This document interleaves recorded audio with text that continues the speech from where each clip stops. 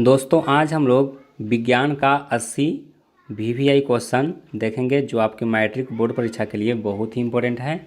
और दोस्तों अगर आप लोगों को मैट्रिक बोर्ड एग्ज़ाम में 400 से ज़्यादा नंबर लाना है तो आप लोग इस चैनल को सब्सक्राइब करके रखिए, क्योंकि इस चैनल पर आपको सभी विषय का महत्वपूर्ण वीवीआई क्वेश्चन जो आपके एग्ज़ाम में आ सकते हैं वो आपको प्रोवाइड करेंगे।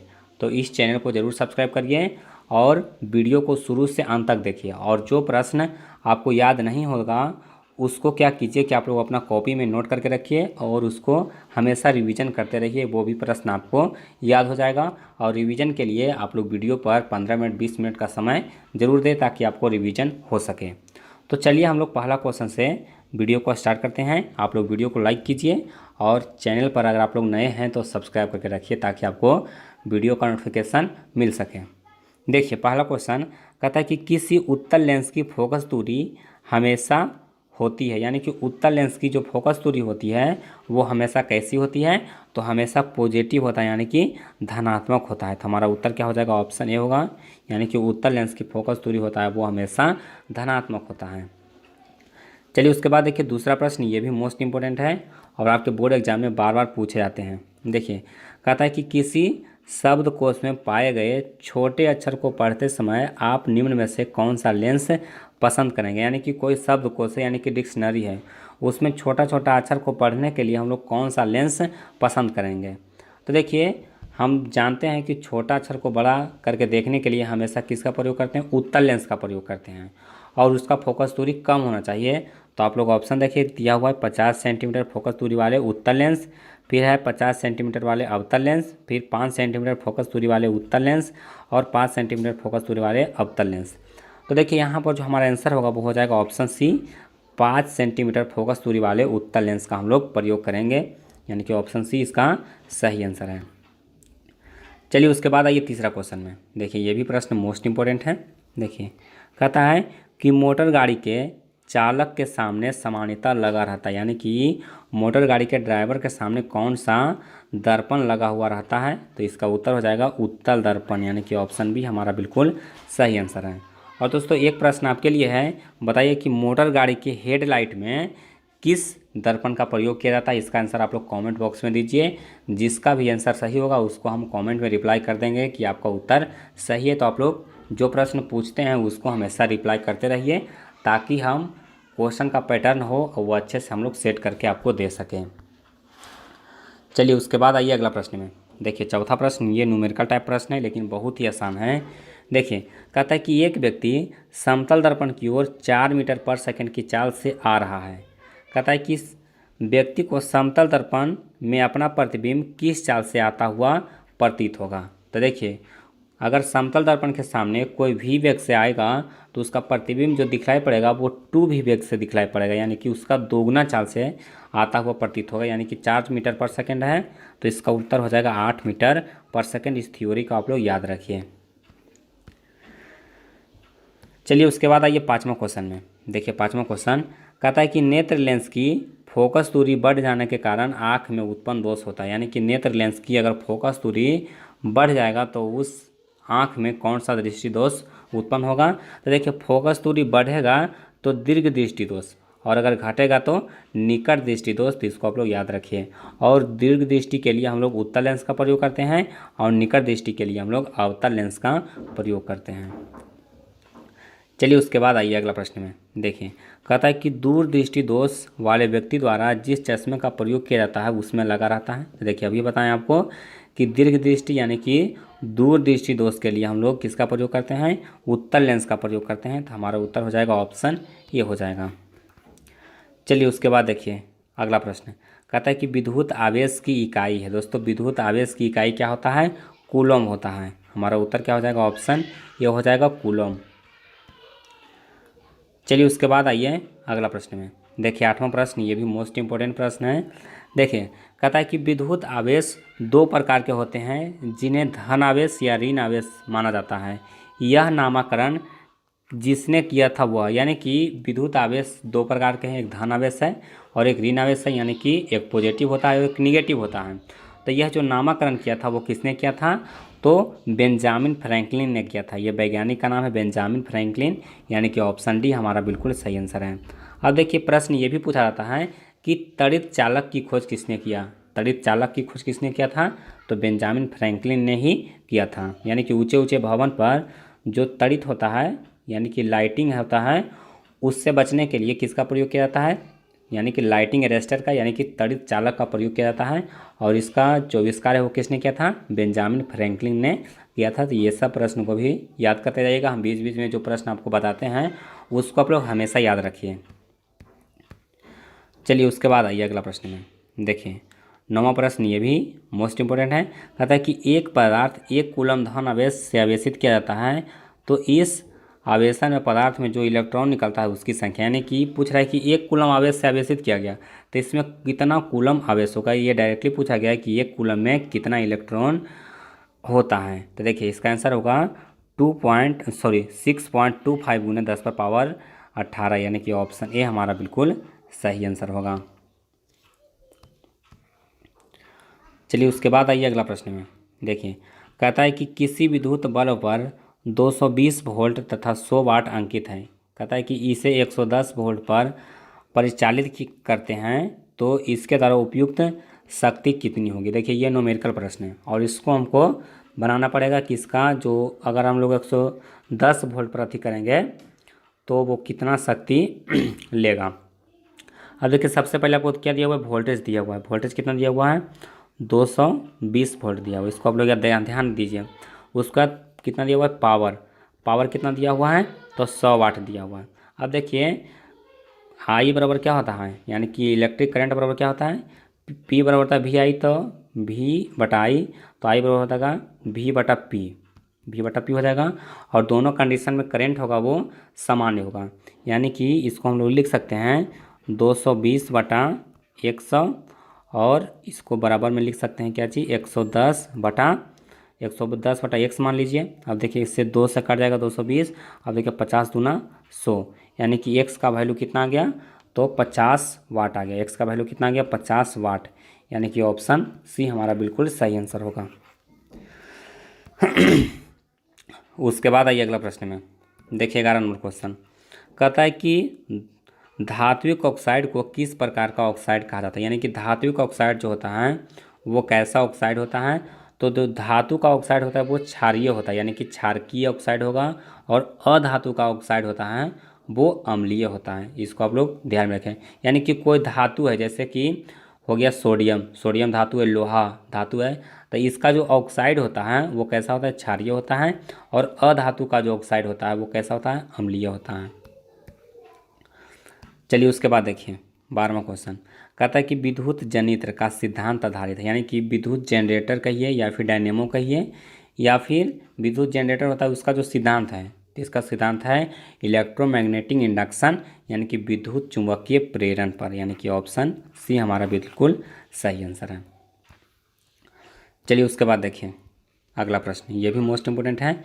कहता है कि लघु पतन के समय परिपथ में विद्युत धारा का मान, यानी कि लघु पतन होता है जब शॉर्ट सर्किट। देखिए लघु मतलब क्या होता है, शॉर्ट, और पतन मतलब जो सर्किट होता है यानी कि पथ होता है उसको पथ कहा जाता है। देखिए लघु पतन यानी कि शॉर्ट सर्किट में परिपथ में विद्युत धारा का मान क्या होता है, तो बहुत अधिक बढ़ जाता है, यानी कि ऑप्शन सी हमारा बिल्कुल सही आंसर होगा। अब आइए अगला प्रश्न में।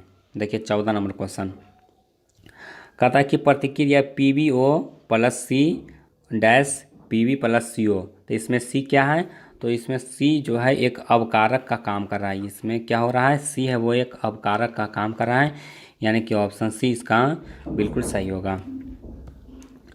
चलिए उसके बाद देखिए अगला प्रश्न 15 नंबर सवाल।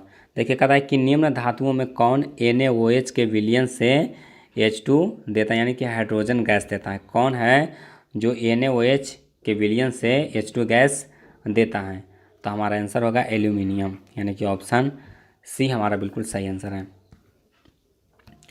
चलिए उसके बाद देखिए 16 नंबर क्वेश्चन बहुत आसान है। कहता है कि यदि विलयन का pH 13 है तो इसका अर्थ है कि, देखिए 13 है मतलब 7 से अधिक है, तो 7 से अधिक होगा तो कैसा होगा, क्षारीय होगा। तो इसका आंसर क्या होगा, इसका आंसर हो जाएगा प्रबल भास्मिक, यानी कि ये देखिए 7 से धीरे धीरे अगर बढ़ रहा है तो थोड़ा दुर्बल भास्मिक होगा, यानी कि जब ज़्यादा हो गया तो क्या होगा, प्रबल भास्मिक होगा, यानी कि बहुत ज़्यादा क्षारीय होगा। यानी कि ऑप्शन डी हमारा सही आंसर है। चलिए उसके बाद देखिए, कहता है कि साधारण ताप पर फास्फोरस का अणुसूत्र होता है। देखिए दोस्तों, कॉमन टेम्परेचर पर जो फास्फोरस का सूत्र होता है वो क्या होता है, P4 होता है। क्या होता है, P4, यानी कि ऑप्शन डी इसका बिल्कुल सही आंसर है। चलिए उसके बाद देखिए 18 नंबर क्वेश्चन, कहता है कि पीतल में रहता है, यानी कि पीतल में कौन कौन सा धातु रहता है, इसको आपको बताना है। देखिए इसका ट्रिक बताते हैं। एक ट्रिक याद रखिए, पिताजी, क्या याद रखिए, पिताजी, यानी कि जो पीतल है वो तांबा और जिंक का मिश्रण है। तांबा और जिंक यानी कि कॉपर और प्लस एसएन, यानी कि जिंक, सॉरी जेडन, जिंक हो गया जेडन। तो ऑप्शन बी हमारा बिल्कुल सही आंसर होगा, कॉपर प्लस जिंक, यानी कि पिताजी याद रखिएगा, पी से पीतल, ता से तांबा और जी से जिंक। चलिए उसके बाद आइए 19वां क्वेश्चन में। देखिए कहता है धातुओं की प्रकृति होती है। दोस्तों धातुओं की प्रकृति कैसी होती है, तो धातु होता है वो विद्युत धनात्मक होता है, यानी कि ऑप्शन ए इसका सही उत्तर है।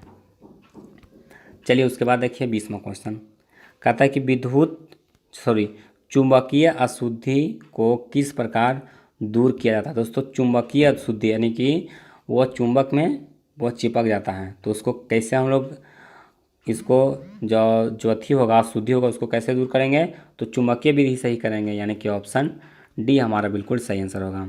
और दोस्तों देखिए प्रश्न पूछा जा रहा है कि सल्फाइड अयस्क को किस विधि द्वारा उसको शुद्ध किया जाता है, तो फेन प्लवन विधि, यानी कि फोर्थ फ्लोटेशन मेथड के द्वारा जो सल्फाइड अयस्क है उसका सांद्रण किया जाता है, कंसंट्रेशन किया जाता है। चलिए उसके बाद आइए अगला प्रश्न में। देखिए कहता है कि कार्बनिक यौगिक का आवश्यक तत्व, यानी कि कार्बनिक यौगिक है तो उसमें क्या होगा आवश्यक, तो कार्बन होगा। बहुत आसान क्वेश्चन है।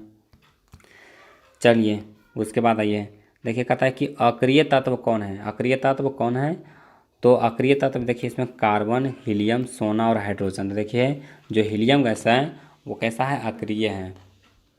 हीलियम हो गया, आर्गन हो गया, क्रिप्टन हो गया, जिनॉन हो गया, ये सब जो तत्व है वो कैसा है, अक्रिय तत्व है।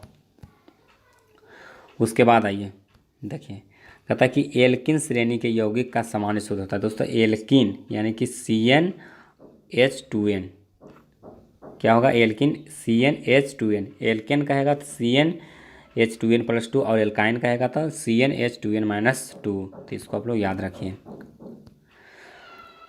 उसके बाद आइए 24वां प्रश्न में। देखिए कहता है कि अपमार्जक बनाने में उपयोग होता है। दोस्तों अपमार्जक यानी कि जो सर्फ होता है उसी को अपमार्जक कहा जाता है, तो अपमार्जक बनाने में किसका प्रयोग किया जाता है, तो देखिए ऑप्शन दिया हुआ है ईथर का, कास्टिक सोडा का, एल्कोहल का और गंधक अम्ल का।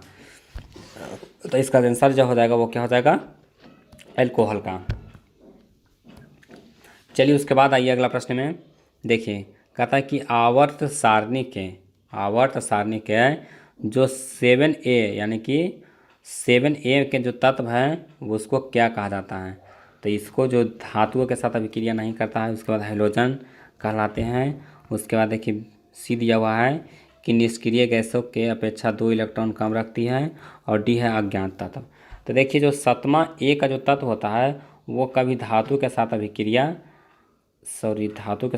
नहीं, इसमें हो जाएगा हैलोजन कहलाता है, यानी कि जो 7A का जितने भी तत्व है क्या कहलाता है, हैलोजन कहलाता है। इसको आप लोग याद रखिए। हमारा उत्तर क्या हो जाएगा, ऑप्शन ए हो जाएगा, यानी कि हैलोजन ग्रुप होता है वो होता है 7A। उसके बाद आइए 26वां क्वेश्चन में। देखिए कहता है कि आवर्त सारणी में बाएं से दाएं जाने पर प्रकृतियों के बारे में कौन सा कथन असत्य है, तो देखिए क्या देखो ये में तत्वों की धात्विक प्रकृति बढ़ती है, ये नहीं है। बी दिया गया है संयोजकता, इलेक्ट्रॉन की संख्या बढ़ जाती है, बाएं से दाएं नहीं। उसके परमाणु आसानी से इलेक्ट्रॉन त्याग करता है, और डी है कहता है कि इनके ऑक्साइड अधिक अम्लीय हो जाते हैं। देखिए इसका आंसर होगा कि परमाणु आसानी से इलेक्ट्रॉन का त्याग करते हैं बाएं से दाएं जाने पर। चलिए उसके बाद देखिए कहता है कि प्रकाश संश्लेषण की क्रिया में उत्पन्न होता है। दोस्तों प्रकाश संश्लेषण की क्रिया में क्या उत्पन्न होता है, तो देखिए ऑप्शन दिया हुआ है प्रोटीन, बी है कार्बोज, सी है विटामिन और डी है वसा। तो इसका आंसर हो जाएगा ऑप्शन बी कार्बोज। चलिए उसके बाद आइए 28वां क्वेश्चन। देखिए कहता है कि अंडाणु निषेचित होता है। दोस्तों अंडाणु निषेचित कहाँ होता है? तो फ्लोपियन ट्यूब में होता है, यानी कि फ्लोपियन नलिका में। तो ऑप्शन सी इसका सही आंसर है। चलिए उसके बाद आइए अगला प्रश्न। कहता है कि श्वसन की क्रिया होती है। दोस्तों श्वसन की क्रिया होती है कहाँ होती है? तो माइटोकॉन्ड्रिया में होती है। श्वसन की क्रिया कहाँ होती है? माइटोकॉन्ड्रिया में, यानी कि ऑप्शन बी हमारा सही उत्तर है। चलिए उसके बाद आइए अगला प्रश्न। देखिए कहता है कि एक स्वस्थ मनुष्य में प्रकुंचन और अनुशिथिलन दाब होता है। दोस्तों एक स्वस्थ मनुष्य में जो प्रकुंचन और अनुशिथिलन दाब होता है कितना होता है? 120/80 होता है, यानी कि ऑप्शन ए हमारा सही आंसर है। चलिए उसके बाद देखिए अगला प्रश्न। कहता है कि पत्तियों का मुरझाना किस पादप हार्मोन के कारण संभव हो पाता है? यानी कि पत्तियों का मुरझाना है वो किस पादप हार्मोन के कारण होता है? तो देखिए पेड़ पौधे का पत्ती मुरझाता है एफसीसिक एसिड के कारण, यानी कि हमारा हो जाएगा एफसीसिक अम्ल। ऑप्शन सी सही आंसर है। चलिए उसके बाद आइए देखिए कहता है कौन सा पादप नियंत्रक फल बेचने वाले द्वारा उपयोग किया जाता है? अब देखिए ये हम कल के वीडियो में बता चुके हैं। अगर आप लोग कल का वीडियो देखे होंगे तो उसमें बताए थे कि फल नियंत्रक यानी कि कौन सा पादप नियंत्रक फल बेचने वाला था। फल बेचने वाला क्या करेगा? फल को पकाएगा, और फल को पकाने के लिए कौन सा गैस का प्रयोग किया जाता है? एसिटिलीन गैस का, यानी कि C2H2 का। और इसी को व्यापारिक भाषा में क्या कहा जाता है? कार्बेट का प्रयोग करके एसिटिलीन, यानी कि कार्बेट को जब हम रखते हैं उसमें से एसिटिलीन गैस निकलता है, उसमें पानी डालेंगे ना उस पर तो एसिटिलीन गैस निकलता है, और इसी को इथाइलिन भी कहा जाता है, यानी कि ऑप्शन सी हमारा बिल्कुल सही आंसर है। तो इसको आप लोग याद रखिए कि फलों को पकाने के लिए कौन सा गैस प्रयोग करते हैं? तो एसिटिलीन गैस का प्रयोग करते हैं। उसके बाद आइए अगला प्रश्न में देखिए 33वां क्वेश्चन। कहता है कि कार्बनिक यौगिक में कार्बन की संयोजकता होती है। देखिए कार्बनिक यौगिक में कार्बन का जो संयोजकता होता है वो कितना होता है? 4 होता है। आप लोग जानते होंगे कार्बन का संयोजकता कितना है? 4 है, यानी कि ऑप्शन बी इसका सही उत्तर है। चलिए उसके बाद आइए देखिए कहता है कि एड्स रोग का प्रमुख कारण क्या है? दोस्तों एड्स रोग का प्रमुख कारण क्या है? तो देखिए आपको ऑप्शन ए दिया हुआ है असुरक्षित यौन संपर्क, बी है खून की कमी, सी है विटामिन की कमी, और डी है पोषण की कमी। तो दोस्तों एड्स का जो प्रमुख कारण है वो क्या है? असुरक्षित यौन संपर्क। आप लोग जानते होंगे। हमारा उत्तर क्या हो जाएगा? ऑप्शन ए हो जाएगा। चलिए उसके बाद आइए अगला प्रश्न में देखिए कहता है कि चमगादड़ एवं पंछी के पंख किस प्रकार के अंग का उदाहरण? यानी कि चमगादड़ और जो पक्षी होता है उसका पंख उसका जो पंख होता है वो किस प्रकार के अंग का उदाहरण है? तो देखिए चमगादड़ का जो और पक्षी का जो पंख होगा वो कैसा अंग होगा? समजात होगा, यानी कि ऑप्शन बी हमारा सही होगा। चलिए उसके बाद आइए 36 नंबर क्वेश्चन, बहुत ही इंपॉर्टेंट है। कहता है कि वे अंग जिसकी उत्पत्ति तथा मूल संरचना तो समानता होती है किंतु कार्य के अनुसार उसकी बाह्य संरचना में परिवर्तन हो जाता है, ऐसे अंगों को कहा जाता है। तो ऐसे अंगों को कहा जाता है समजात अंग। यानी कि उत्पत्ति और मूल संरचना समान होता है लेकिन कार्य अलग अलग होने के कारण उसका जो बाह्य रचना होता है उसमें क्या होता है? परिवर्तित हो जाता है, इसी को समजात अंग कहा जाता है। उसके बाद आइए 37 नंबर क्वेश्चन। कहता है कि कृत्रिम पारितंत्र का उदाहरण है। दोस्तों कृत्रिम पारितंत्र का उदाहरण क्या है? तो देखिए वन तालाब, झील तालाब, बगीचा खेत और सभी सही है। तो देखिए इसमें वन है वो कृत्रिम नहीं होता है, झील ये सब कृत्रिम, लेकिन बगीचा और खेत क्या होता है? कृत्रिम होता है। इसको हम लोग लगा सकते हैं, तो यह कृत्रिम पारितंत्र का उदाहरण है। चलिए उसके बाद देखिए अगला प्रश्न, ये भी प्रश्न मोस्ट इंपॉर्टेंट है। कहता है कि प्रकृति में ऊर्जा का मुख्य स्रोत है। दोस्तों प्रकृति में ऊर्जा का मुख्य स्रोत क्या है? तो सन है, यानी कि सूर्य है। चलिए उसके बाद आइए 39 नंबर क्वेश्चन में देखिए कहता है कि वनों के संरक्षण के लिए निम्न में से किन प्रक्रियाओं को नियंत्रित करने की आवश्यकता है? तो देखिए आपको ऑप्शन दिया हुआ ए में पेड़ों की अंधाधुंध कटाई, बी है अतिचारण, सी है खनन, और डी है इनमें से सभी। तो देखिए वन का संरक्षण यानी कि वन के बचाव के लिए तीनों जरूरी है, यानी कि पेड़ का कटाई रोकना भी जरूरी है, अतिचारण रोकना भी जरूरी है, और खनन करना भी जरूरी, यानी कि उसको खनन करना मतलब वहाँ से खोद करके कोई मटेरियल निकालना, इसी को खनन कहा जाता है। तो इसका उत्तर क्या हो जाएगा, ऑप्शन डी हो जाएगा, इनमें से सभी। चलिए उसके बाद आइए अगला प्रश्न में। देखिए कहता है कि वे पदार्थ जो जैविक प्रक्रम द्वारा अपघटित हो जाता है वे कहलाते हैं। तो देखिए ये दिया हुआ है जैव निम्नीकरणीय, बी है अजैव कारक, सी है अक्रिय और डी है पर्यावरण। तो देखिए इसका आंसर हो जाएगा जैव निम्नीकरणीय, यानी कि वे पदार्थ जो जैविक प्रक्रम द्वारा अपघटित हो जाता है उसको क्या कहा जाता है, जैव निम्नीकरणीय कहा जाता है। अब आइए अगला प्रश्न में। देखिए कहता है कि आम मीटर निम्नलिखित में से किसे मापा जाता है। तो दोस्तों आम मीटर को से क्या मापते हैं, विद्युत धारा को मापते हैं, और विद्युत धारा का जो एसआई मात्रक होता है वो क्या होता है, एम्पियर होता है। तो इसको आप लोग याद रखिए। अब आइए अगला प्रश्न में। देखिए कहता है कि वह उपकरण जो विद्युत ऊर्जा को यांत्रिक ऊर्जा में बदलता है। दोस्तों विद्युत ऊर्जा को यांत्रिक ऊर्जा में बदलता है, यानी कि यांत्रिक ऊर्जा कहने का मतलब हुआ मैकेनिकल एनर्जी। जैसे आप विद्युत मोटर का उदाहरण लीजिए, तो विद्युत मोटर में क्या होता है, उसमें हम लोग करंट देते हैं तो वो क्या होता है, घूमना शुरू होता है, और घूमना शुरू होता है यानी कि उसमें मैकेनिकल एनर्जी आता है। तो इसका आंसर हो जाएगा विद्युत मोटर। और दोस्तों जनरेटर और जो डायनेमो होता है वो क्या होता है, देखिए जनरेटर और डायनामो क्या होता है, उसको हम लोग मैकेनिकल एनर्जी देते हैं, यानी कि यांत्रिक ऊर्जा देते हैं। इसको घुमाते हैं तो उसमें से इलेक्ट्रिक निकलता है, यानी कि जनरेटर में इसका उल्टा होता है, यानी कि यांत्रिक ऊर्जा विद्युत ऊर्जा में चेंज होता है, लेकिन मोटर में क्या होता है, विद्युत ऊर्जा यांत्रिक ऊर्जा में चेंज होता है। तो इसको आप लोग याद रखिए। चलिए उसके बाद आइए नेक्स्ट क्वेश्चन में। देखिए कहता है कि प्लाज्मोडियम में किस विधि द्वारा जनन होता है। दोस्तों प्लाज्मोडियम में किस विधि द्वारा जनन होता है, तो प्लाज्मोडियम में बहुखंडन होता है, यानी कि ऑप्शन बी हमारा सही उत्तर है। चलिए उसके बाद आइए, बहुत आसान क्वेश्चन है। निकट दृष्टि दोष को निम्नलिखित में से किस लेंस द्वारा हटाया जाता है। तो निकट यानी कि अवतल और दूर यानी कि उत्तल। चलिए उसके बाद देखिए कहता है कि पौधे में जनन अंग कहाँ पाए जाते हैं। बहुत आसान क्वेश्चन है, पौधे में जनन अंग कहाँ पाए जाते हैं, तो फूल में यानी कि पुष्प में। हमारा उत्तर होगा ऑप्शन सी हो जाएगा। चलिए उसके बाद भी देखिए अगला प्रश्न भी बहुत आसान है। कहता है कि मेंडल ने आनुवंशिकी प्रयोग हेतु किस पौधे का उपयोग किया था, तो मटर का प्रयोग किया था, यानी कि मटर के पौधे का उपयोग उसने आनुवंशिकी प्रयोग में किया था। तो हमारा उत्तर क्या होगा, ऑप्शन सी होगा। उसके बाद आइए अगला प्रश्न देखिए 47 नंबर क्वेश्चन। कहता है कि पारिस्थितिकी तंत्र में ऊर्जा का प्रवाह किस दिशा में होता है, तो इसका उत्तर होगा बहुदिशीय, यानी कि सभी दिशाओं में। चलिए उसके बाद देखिए कहता है कि ओजोन परत पाया जाता है। दोस्तों ओजोन परत है वो कहाँ पाया जाता है, बहिर्मंडल में पाया जाता है, यानी कि जहाँ वायुमंडल का जो सबसे ऊपरी सतह है उसी को बहिर्मंडल कहा जाता है। तो ओजोन परत है वहीं पाया जाता है सबसे ऊपर में।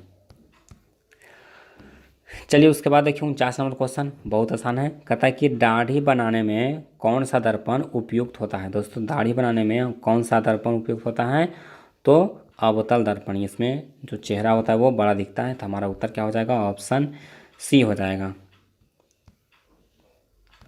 चलिए उसके बाद देखिए कहता है कि प्रकाश के परिवर्तन के कितने नियम हैं। बहुत आसान क्वेश्चन है। प्रकाश के परिवर्तन के कितने नियम हैं, तो 2 नियम हैं। और दोस्तों अगर आप लोगों को दोनों नियम पता है तो आप लोग कमेंट में लिख सकते हैं। जिसका भी उत्तर सही होगा उसको हम रिप्लाई कर देंगे कि आपका उत्तर सही है। दोस्तों जो प्रश्न हम यहाँ पर पूछते हैं उसका जवाब आप लोग कमेंट बॉक्स में दे दिया कीजिए, ताकि लगे कि आप लोग मन से पढ़ाई कर रहे हैं। चलिए उसके बाद देखिए अगला क्वेश्चन कहता है कि निर्वात में प्रकाश की चाल होती है। दोस्तों निर्वात में प्रकाश का चाल कितना होता है, तो 3 लाख किलोमीटर पर सेकेंड, यानी कि 3 × 10⁸ मीटर पर सेकेंड। ऑप्शन ए हमारा सही उत्तर होगा।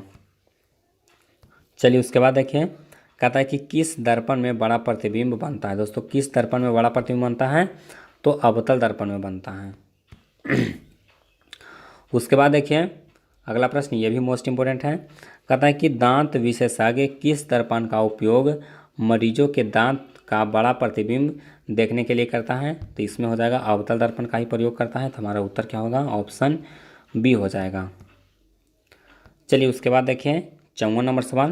कहता है कि किस दर्पण में केवल आभासी या काल्पनिक प्रतिबिंब बनता है। किस दर्पण में बनता है, तो समतल दर्पण में और उत्तल दर्पण में, यानी कि दोनों में आभासी और काल्पनिक प्रतिबिंब बनता है, लेकिन अवतल में कभी काल्पनिक और कभी आभासी बनता है। चलिए उसके बाद आइए अगला प्रश्न में। तो कहता है मोटर चालक के सामने साइड मिरर में लगा रहता है। दोस्तों ये क्वेश्चन हम बता चुके हैं कि जो ड्राइवर के सामने होता है वो कौन सा दर्पण होता है, तो उत्तल दर्पण होता है। ऑप्शन सी हमारा आंसर सही होगा। और मोटर कार के हेडलाइट में अवतल दर्पण का प्रयोग किया जाता है। ये क्वेश्चन हम पूछे थे, इसका आंसर यहाँ पर आपको बता दिए कि इसका आंसर क्या हो जाएगा। उसके बाद देखिए 56 नंबर क्वेश्चन कहता है कि गोलीय दर्पण के परावर्तन पृष्ठ की वृत्ताकार सीमा रेखा के व्यास को कहा जाता है। तो कहता है गोलीय दर्पण के परावर्तन पृष्ठ की वृत्ताकार सीमा रेखा का जो व्यास होता है वो क्या कहलाता है। तो देखिए ऑप्शन दिया हुआ है ए में मुख्य फोकस, बी है वक्रता त्रिज्या, सी है प्रधान अक्ष और डी है गोलीय दर्पण का द्वारक। देखिए सीमा रेखा का जो व्यास होता है वो प्रधान अक्ष कहलाता है और इसी का आधा होता है वक्रता त्रिज्या। चलिए उसके बाद आइए 57 क्वेश्चन में। देखिए कहता है कि प्रकाश तरंग उदाहरण है। दोस्तों प्रकाश तरंग है वो किसका उदाहरण है, तो देखिए आपको ऑप्शन दिया ध्वनि तरंग का, बी है विद्युत चुम्बकीय तरंग का, सी है परावैंगनी तरंग का और डी है प्रसरैप तरंग का। तो देखिए इसका आंसर में बहुत सारे लोगों का कन्फ्यूजन रहता है कि इसका आंसर परावैंगनी तरंग होगा या फिर विद्युत चुम्बकीय तरंग होगा। तो देखिए इसका जो कन्फर्म आंसर है वो हो जाएगा परावैंगनी तरंग, यानी कि लेकिन कहीं कहीं आपको गैस में विद्युत चुम्बकीय तरंग भी मिल जाएगा, तो ये उसका उत्तर नहीं होगा, इसका उत्तर होगा परावैंगनी तरंग का। चलिए उसके बाद आइए 58 नंबर क्वेश्चन में। देखिए ये भी क्वेश्चन बहुत ही इंपॉर्टेंट है। कहता है कि गोलीय दर्पण की फोकसांतर एवं वक्रता त्रिज्या के बीच में संबंध होता है। तो जो आर होता है वो F/2 होता है, F बराबर R/2 होता है। क्या होता है, F बराबर R/2। देखिए F बराबर क्या होता है, F बराबर होता है R/2, यानी कि ऑप्शन सी हमारा बिल्कुल सही आंसर होगा। चलिए उसके बाद आइए अगला प्रश्न में। देखिए कहता है कि समतल दर्पण में प्रतिबिंब की प्रकृति क्या होती है। समतल दर्पण में जो प्रतिबिंब बनता है वो कैसा होता है, आभासी होता है, यानी कि काल्पनिक होता है और वस्तु के बराबर होता है। तो हमारा उत्तर क्या होगा, ऑप्शन डी होगा। उसके बाद आइए अगला प्रश्न में। देखिए कहता है कि सोलर कुकर में किस दर्पण का व्यवहार किया जाता है। सोलर कुकर में किसका प्रयोग किया जाता है, तो अवतल दर्पण का प्रयोग किया जाता है। हमारा उत्तर क्या होगा, ऑप्शन बी हो जाएगा। चलिए उसके बाद देखिए कहता है कि सर्च लाइट का परावर्तक सतह होता है। सर्च लाइट का परावर्तक सतह कैसा होता है, तो अवतल होता है। चलिए उसके बाद आइए अगला प्रश्न में। देखिए कहता है यदि किसी बीम का प्रतिबिंब आवर्धन ऋणात्मक हो और प्रतिबिंब की प्रकृति कैसे होगी, यानी कि आवर्धन अगर ऋणात्मक हो रहा है यानी कि जो प्रतिबिंब हो कैसा है, उल्टा है, उल्टा है और प्लस में वास्तविक है। अगर वास्तविक रहेगा तो उल्टा होगा, यानी कि ऑप्शन ए हमारा सही उत्तर है। चलिए उसके बाद आइए 63 नंबर सवाल में, ये भी मोस्ट इंपॉर्टेंट है। देखिए कहता है किसी दर्पण के सामने आप चाहे जितना दूरी पर खड़ा हो आपको प्रतिबिंब हमेशा सीधा ही बनता है। तो सीधा प्रतिबिंब बनता है समतल दर्पण में और उत्तल दर्पण में। हमारा उत्तर क्या होगा, ऑप्शन डी होगा। उसके बाद आइए अगला प्रश्न। देखिए 64 नंबर क्वेश्चन, ये भी मोस्ट इंपॉर्टेंट है। कहता है कि अवतल दर्पण द्वारा किसी वस्तु का बना प्रतिबिंब आभासी सीधा तथा बीम से बड़ा पाया जाता है। देखिए कहता है कि आभासी सीधा और बीम से बड़ा तो वस्तु कहाँ पर होगा, तो दर्पण के ध्रुव और मुख्य फोकस के बीच में होगा, यानी कि ऑप्शन डी हमारा सही आंसर है। चलिए उसके बाद आइए अगला प्रश्न में। देखिए 65 नंबर क्वेश्चन कहता है यदि किसी बीम का प्रतिबिंब आवर्धित धनात्मक हो तो धनात्मक होगा तो काल्पनिक होगा, और उस प्रतिबिंब की प्रकृति क्या होगी, तो काल्पनिक होगा तो सीधा होगा, यानी कि ऑप्शन डी हमारा सही उत्तर है। चलिए उसके बाद आइए अगला प्रश्न में।